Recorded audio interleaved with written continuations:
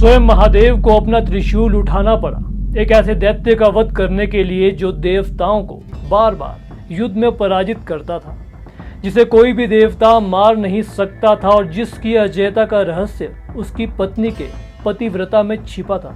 यह है उस दैत्य की कथा जिसे सभी जालंधर के नाम से जानते हैं। समुद्र मंथन के समय जब अनगिनत रत्न निकले तभी जन्मा था यह महादैत्य जालंधर। उसका तेज इतना प्रचंड था कि देवता भी उससे भयभीत हो उठे। लेकिन जालंधर का शिव से एक गहरा संबंध था। कहा जाता है कि उसका जन्म स्वयं शिव के जटाजूट से गिरे तेज से हुआ था।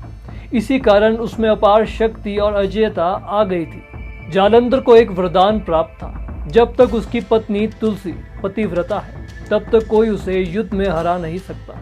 इसी शक्ति के बल पर जालंधर देवताओं पर अत्याचार करने लगा। इंद्र भी उसके सामने असहाय हो गए। सारा लोक व्यवहार संकट में पड़ गया।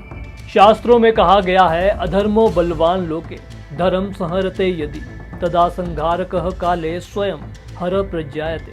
अर्थात जब अधर्म अपनी सीमा लांघ जाता है तो स्वयं महादेव उसके संहार हेतु प्रकट होते हैं। देवताओं ने महादेव से प्रार्थना की।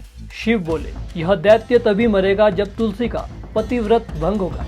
तब भगवान विष्णु ने मोहिनी रूप धारण किया। उन्होंने तुलसी के आश्रम में जाकर उसकी तपस्या भंग कर दी। उस क्षण तुलसी का पतिव्रत नष्ट हो गया। शास्त्रों में वर्णित है, नारायणे मोहिनी रूपेण भंगिता तुलसिया तप शक्ति क्षीणा धर्मो भवत पुनः। अर्थात भगवान विष्णु ने मोहिनी रूप धारण करके तुलसी की तपस्या और पतिव्रत शक्ति को भंग कर दिया।